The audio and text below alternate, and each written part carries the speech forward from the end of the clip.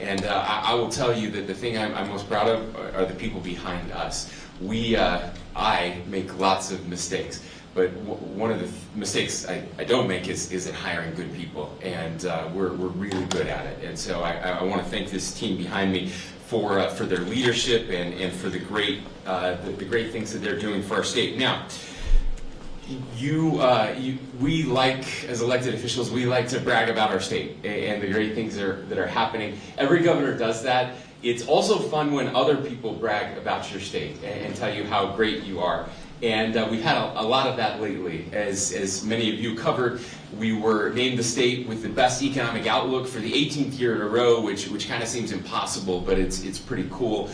We led the nation in GDP growth last year, and just this week we were named for the third year in a row the three-peat, the best state in the nation by U.S. News and World Report, using their 71 different metrics and over 1,000 different data points. And that's pretty heady stuff, and it's great. We love it, and I think it's a reflection. That's the stat line, but I think it's a reflection of what people see and what people feel being able to live here in this great place. It's fun to hear from people who come and visit here and tell us how great it is. I had a conversation with former Secretary Condoleezza Rice just yesterday, and she was at one of the hotels here in town and talking to somebody who was working there, and she just asked, how does it feel to be here in Utah? And this person said, well, I'm not from here originally. I'm from Minnesota, but when I came to Utah, I felt like I was born again, and I like that kind of a born again Utah, and they love what's happening here. So we're proud of what we've been able to do. We're also consistently named one of the best managed states in the country, and you see that also in the metrics. You see it with our balanced budget every year. You see it with the rainy day fund. You see it with the fiscally conservative way in which we manage the state. And when I say we, I'm not just talking about the people here. I'm talking about our legislators as well, who hold the power of the purse. And that is so efficient. We are so efficient because of the way that they run the power of the purse and the way that we work closely together with them. And so that fiscal stability, which we're very proud of, where we also rank #1 in the nation, is really important. But the question I always have is, how can we be better? You don't stay #1 by just doing the same things you've always done. We have to be constantly improving. And that was one of the things when our friends from ALEC were here giving us that award for the best managed state, or for the best economic outlook 18 years in a row. They said if we had just stopped 18 years ago where we were when we were first #1, we would now be 22nd or 23rd. And so we've been able to maintain that by constantly reinventing ourselves, looking for ways to do things better. We've talked a lot about building lately. We're a state of builders. We build stuff really well. We build infrastructure really well. We build strong families, and we build strong neighborhoods, and we build strong communities. And those are things that matter. It's important that we continue to build a government that the people can trust. And we've seen a decline in trust in institutions. And we want to make sure that trust is increasing, not declining. And so we continue to challenge ourselves. I will also just add that it's very easy in a second term to get complacent. We've been doing this stuff for a long time. We think we're good at it. We think we do it better than anywhere else. And so sometimes we start to coast a little bit. And I want to be very clear, that's not us. That's not who we are. And we're not satisfied with being the best. We know that there are ways that we can improve and continue to do things better. And so that's why I've asked you to all come here today. So today I'm proud to announce that we're launching a new initiative called the GRIT Initiative. GRIT stands for Government Reform, Innovation, and Transparency. Now, this GRIT Initiative is really a comprehensive effort to make Utah's government more efficient, more accountable, and more responsive to the people that it serves. So GRIT is starting with asking the very tough questions about what is actually working, what's wasting time and money, and what needs to be rebuilt from the ground up. If something isn't delivering value to the citizens of this state, we should stop doing it and do something else with those limited resources that we have. Through GRIT, we are really going to empower even more our cabinet members and our employees, every one of our employees, from day one to year 45 working in state government. We're expecting them to bring forward real solutions, and we're counting on it. We'll be holding them accountable to doing exactly that.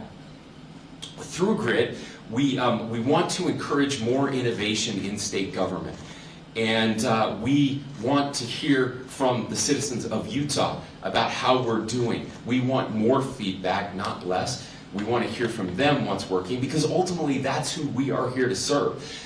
We heard former Prime Minister Theresa May, who was here yesterday, talk about the importance of public service, putting the service back in what we do and making sure that we remember why we're here. So here's what every agency is going to be working on. They will be submitting improvement projects for the Governor's Office of Planning and Budget. They will be launching internal efficiency projects for every single division, office, or bureau in state government. They'll be participating in what we started with the legislature a couple of years ago, but we're going to be expanding that, the Efficiency and Process Improvement Collaborative, which is EPIC, the Efficiency and Process Improvement Collaborative, which is a statewide collaboration for learning and problem solving between the legislature and the executive branch. Going to be using more public feedback, as I mentioned, gathered through our Customer Experience Initiative, and Sophia is going to talk a little bit more about that initiative to improve service delivery. We want to decrease times, decrease friction, make it easier for people to obtain the services the government is providing for them. And then we're going to be tracking these real results, including cost savings, time savings, and better service, so that we can hold ourselves accountable and so that the public that we serve can hold us accountable as well. We will be reporting those outcomes to GOPB so that we can learn from what works. We'll scale it, and we will share the results with our taxpayers and with the legislature. And again, I can't emphasize this enough to the public. We want to hear your voices.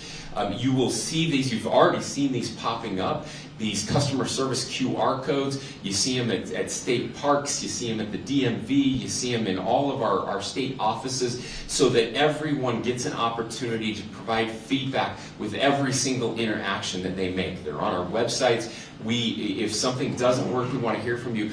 Conversely, if something actually does work and it's going well, we want that feedback also. That's incredibly helpful for us. So GRIT it's not just about fixing systems, although it is about fixing systems. It's also about building a culture where every public servant is empowered to actually solve problems, and every taxpayer is empowered to get results. We are builders, and we are trying to create a culture of building within state government. We're counting on to our public employees out there. This is Public Employee Appreciation Week, and we appreciate you so much. We're counting on you to help us. This needs to be a bottom-up approach, not just a top-down approach, because that's where the real work happens, and we understand that. You get to see it every day, and I want you to question often, why are we doing this? And maybe the answer is it's the best way to do it, but it's worth asking that question and re-asking that question. If the answer is just that's the way we've always done it, that's not a satisfactory answer. And so if you have ideas on ways to make those improvements, please let us know. You know better than anybody else what's working and what is not working, and you're getting constant feedback, immediate feedback from the people that you're on the phone with or the people that you're talking to across the desk. To our residents, we want you to know that you deserve a government that listens, adapts, and delivers. And that is truly the promise of GRIT. That's the promise of our administration. And that's what we are here to do together. So in a few minutes, I'm actually going to sign an executive order for all of our team that outlines this process, what we're expecting, the time frames, how that feedback is going to work. But for right now, I would love to turn the microphone over to Sophia DeCaro from the Governor's Office of Planning and Budget, who's going to talk a little bit more about the GRID initiative. So, Sophia.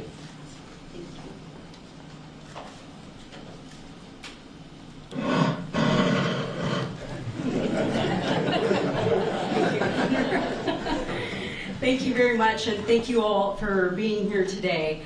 We are excited about launching this GRID initiative and partnering with state employees on this initiative. This is an opportunity for us to highlight the great work that our state has been doing and to improve how we serve Utahns.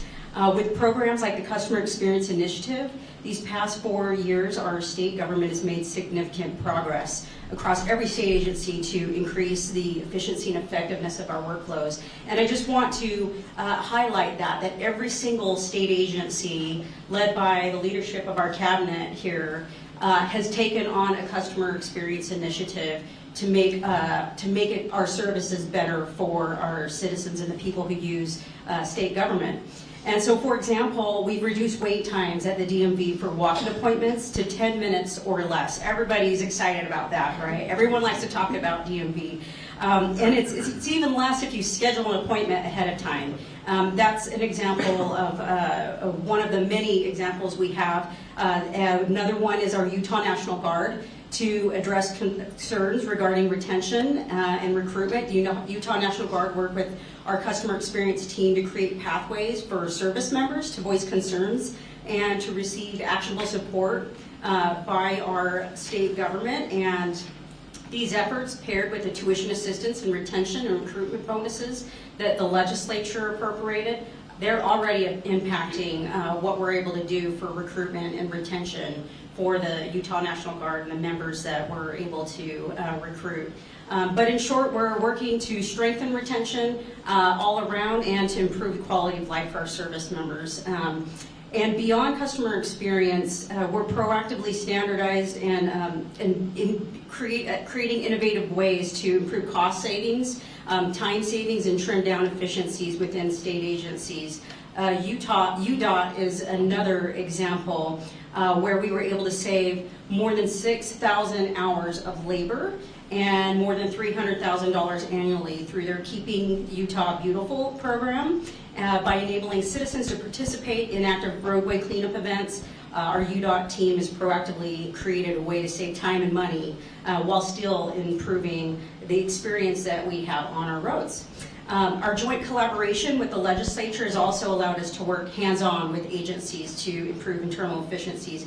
We have a process, and that is unique to Utah, by the way, where we have an efficiency path of making government better, where we're doing that in collaboration with the legislature and with our agencies, as the governor mentioned, from the bottom-up approach.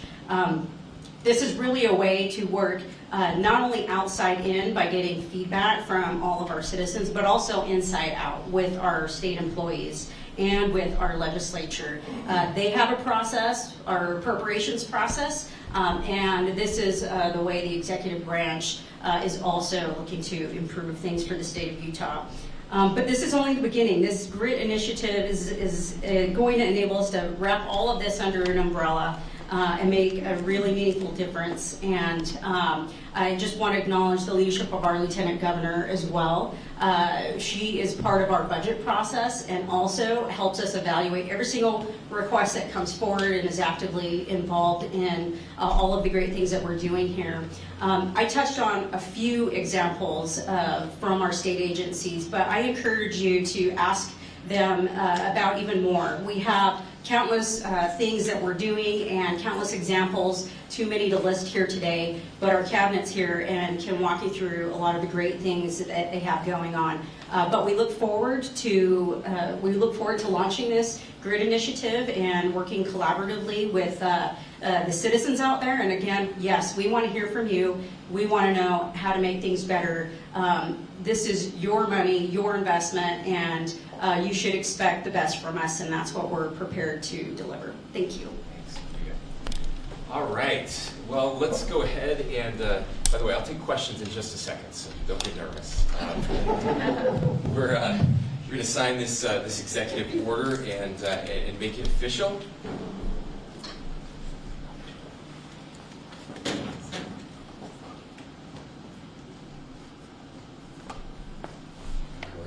ask the Lieutenant Governor if she will sign as well.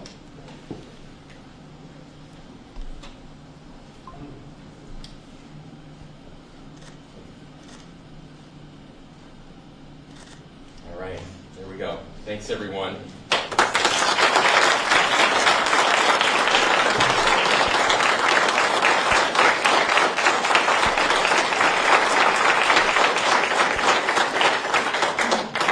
All right, with that, we may have some questions, please. So this is basically your version of Doge? So, yeah, great question, Ben. The short answer is yes, but there is a longer answer to that I think is really important. Doge is awesome, and I desperately want Doge to work. We have a bloated federal government that is a disaster. We've been begging for something like Doge for decades, and I'm so excited that it is actually happening. Let me be very clear to people that are watching this. We do Doge like 6 times a year in this state, every single year. We Doge the hell out of our budget every single year. We were Doge before Doge was a thing. We were Doge when it wasn't cool, and we will be Doge long after it is cool. Let me walk you through a little bit about how this budget process works every year. We ask this team months in advance to start preparing. Right after the new budget starts in July, they are working on next year's budget. They gather all of their information and they make the first set of cuts. And then they come and they present to the Lieutenant Governor and to Sophia and her team, and they make another significant series of cuts. And then they bring all of that to me, and I make another significant series of cuts. We're talking hundreds of FTEs that are desperately needed, and everybody believes strongly, by the time it gets to me, that every one of these new positions or these new programs or these dollars are absolutely necessary for our state, and we say no to the majority of them. And then from there, now that's just the beginning. We now take that up to the committees.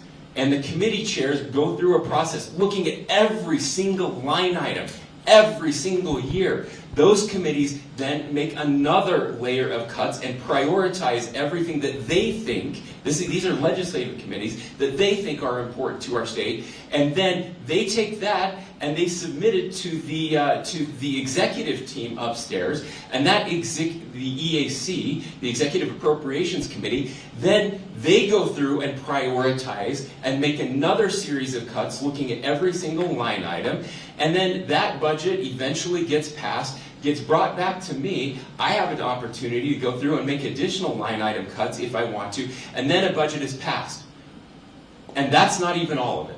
All right? Because the other thing that happens is we have legislative auditors, and every year the legislative auditor picks several of these departments and agencies, and they go in and do thorough audits. I mean, this is like going to get your physical exam when you're 50, as someone who has been through that recently.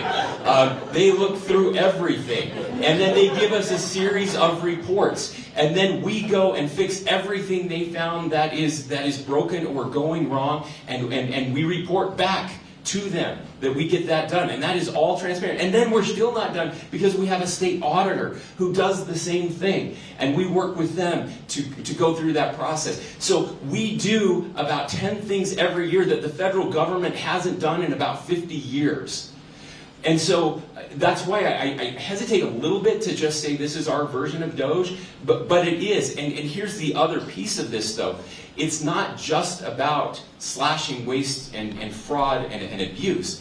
It's about all of that. And we are going to do that, and we will constantly be doing that, as I've already mentioned. By the way, I heard this cool thing that Doge was doing. They were going through and looking at every landline telephone that was still connected. They were going through and looking at internet connections that nobody was using, and they were going to save tens of millions or hundreds of millions of dollars by going through and auditing all of those things and getting rid of them.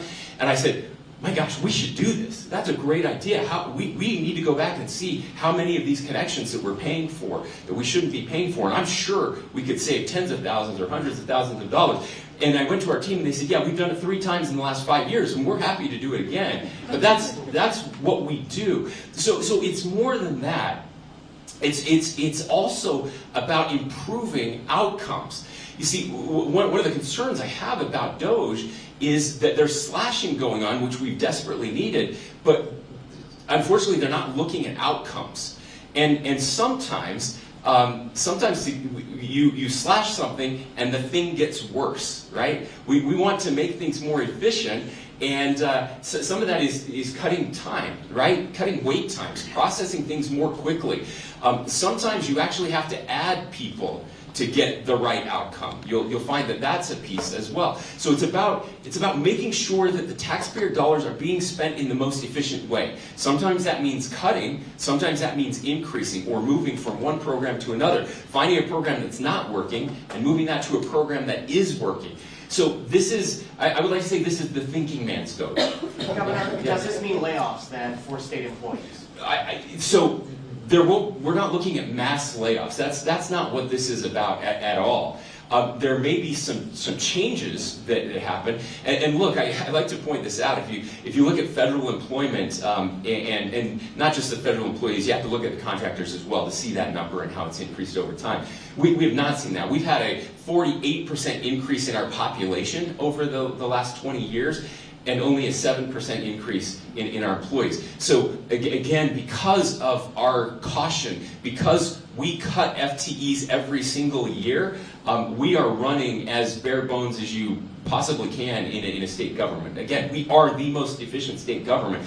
And so I'm not out there looking to just cut a whole bunch of jobs. Now, we may need to move some people in some other ways that will be better, where we find better, again, better processes, better ways to do these types of things, better way to deliver services. But this is that's another thing that's different from this piece.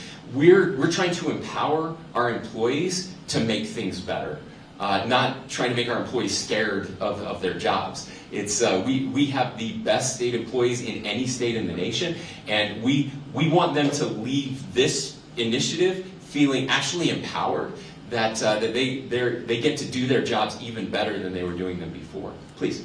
As far as the budget process, the public has your proposals. They can watch the appropriations process through the legislature. How can the public track what's happening as part of the initiative?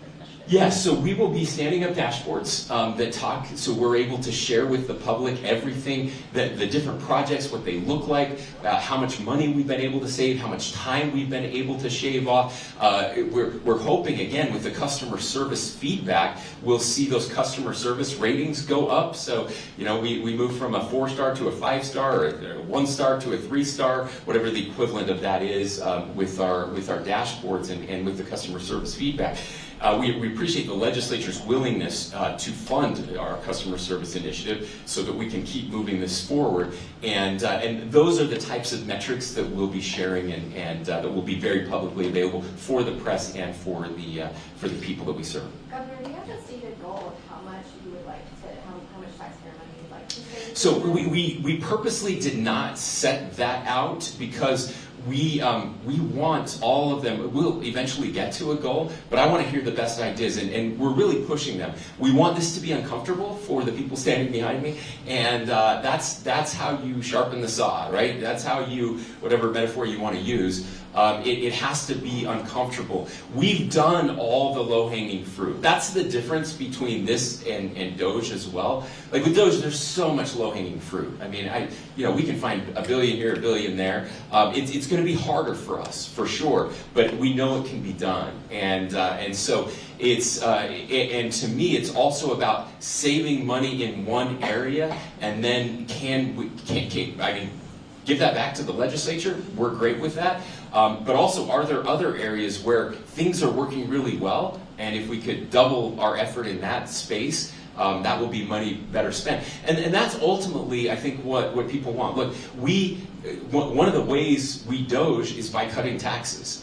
And we've done that again this year. We're now at $1.4 billion in 5 legislative sessions. Again, I'll just remind you, the largest tax cut by any administration in our state's history was about $240 million. So we're now 5 times the largest tax cut in our state's history. That means they have to do more with less. So that's how we hold ourselves accountable, and the legislature helps to hold us accountable as well. So just to follow up on my Yeah. last question, you mentioned the dashboards and customer service ratings being on those. Will those dashboards include a central place where people can track the exact changes happening under grid? Yeah, that's the plan.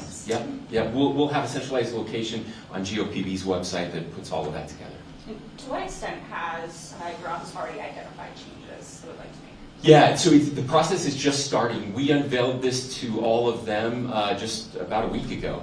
Yeah. So it's they've all been hard at it for a week, and this is not something where like, hey, we've already done the work. Now let's put something glitz on it, and then ta-da! It just happened. It's not like that at all. This really is sharpening our pencils, everybody going back and getting to work. Yeah, please. So you've done this, or you've launched this. What does this mean in terms of, I think of social services, Sure. which is in a lot of scrutiny on the federal level with DOJ. Yeah. Does this mean that will people see reductions in the services that they can expect from the state, particularly when it comes to social services? No, so Ben, again, it's not reducing services, it's improving services.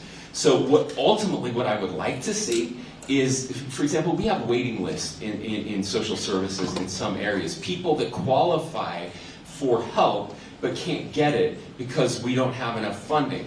Well, there's two ways to help get people off of those social services lists, right? We can we can increase funding, which the legislature can do that, can only do that. That's their job, right? Or we can find savings in other places where again it's not that efficient, and move it to places where we can help get people off of those waiting lists. And so that's ultimately what we're trying to do, is not to just cut back what's already working and helping people. It's so we can help people more and fill some of those gaps that are already out there and broken. Some of the cuts DOJ has made has been in efforts that both the federal government and states work together on. And so as part of grit and making sure things work efficiently, will this also be the state looking at how it can respond to DOJ's cuts? Yeah.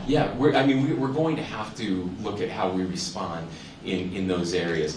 I'll be clear again. This is an effort with our legislators, and I wish they would accept my budget every year. I wish I just got to magically wave a wand and make it happen. It would be a lot easier for sure, and but that's not how the system works. And so they are going to have to make those decisions. If there is a cut in something that is important to Utahns, then Utah's representatives will have to make that decision if that's something they want to keep up. I will say one of the proposals that we have made, and this is a bipartisan proposal. I'm still on the executive board of the National Governors Association. We've pushed this and we brought it up to the White House multiple times. And that is, look, in many of these areas where the federal government is spending so much money right now, you could block grant those funds to the state with a significant cut, and we can make them go further. So we can do more of what they're trying to do with less money. It's a win-win. Taxpayers save money, and we're not borrowing against our kids' future, and we're still delivering the service, only in a better way.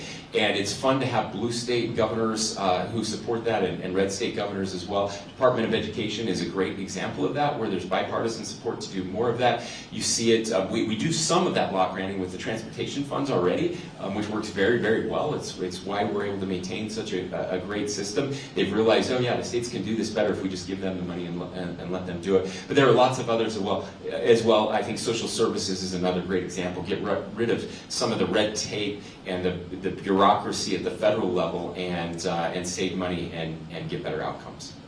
Okay. Again, thanks everyone for being here. Thanks to my team back here. We've got a lot of work to do, but we will look forward to sharing those results with you soon. Thanks everyone.